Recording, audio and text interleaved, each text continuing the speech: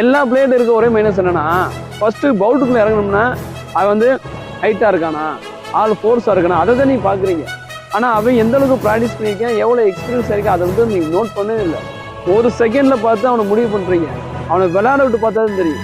உனக்கு ஒரு கான்ஃபிடன்ட் உடையுது. அவன் ஹைட்டா இருந்தாலும் உன்னோட கான்ஃபிடன்ட் உடையுது, நம்மளால ஜெயிக்க முடியாது அப்படின்னு சொல்லி அந்த கான்ஃபிடன்ட் உடைச்சிடுற. இங்க நீ கிளாஸ்ல கொடுக்குற ப்ராக்டிஸ் வந்து நீ அங்க வெளிக்காட்ட மாட்டேற. இவ்வளவு தூரம் 1 வருஷம் 2 வருஷம் 5 வருஷம் வரைக்கும் நீ ப்ராக்டிஸ் பண்ணிருக்க. ஆனா அந்த 5 வருஷம் கிட்டத்தட்ட ப்ராக்டிஸ் வந்து ஒரு செகண்ட்ல வந்து நீ வந்து மாட்டிக்கிற. அது நம்மளால முடியாது, ஹைட்டா இருக்கேன், ஆள் பல்கா இருக்கேன், அந்த மைண்ட் செட்ல தான் நிறைய விஷயங்கள் வந்து உடைக்கிற.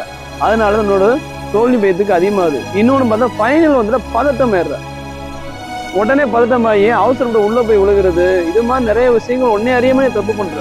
அப்போ வந்து ப்ரெஷரை ஏத்திக்கிற. ஒரு நார்மலா வந்து ஒரு மேட்ச் கிளாஸுக்குள்ள ஒரு ப்ராக்டிஸ் எப்படி நீ மேட்ச் ஆடுற அதே மாதிரி ஃபைனல்ல ஆடு. அப்படி நினைச்சு ஆனா மட்டும் என்ன ஆகும், கேஷுவலா விளையாடலாம். நீ அதை நீ ப்ரெஷரா இருக்கிற, ஐயோ நம்மளால ஜெயிக்க முடியுமா, கடைசி ஃபைனல் நம்ம வாழ்க்கை நம்ம உயிரை அப்படின்னு நினைச்சு ஆடுற. அப்படி நினைச்சு ஆனா நம்மளோட தோல்வி பயம் அதிகமாயிரும், மைண்ட் அப்படியே லாக் ஆயிரும். அதுக்கடுத்து என்ன மூவ்மெண்ட் பண்றது கூட தெரியாம போயிடும்.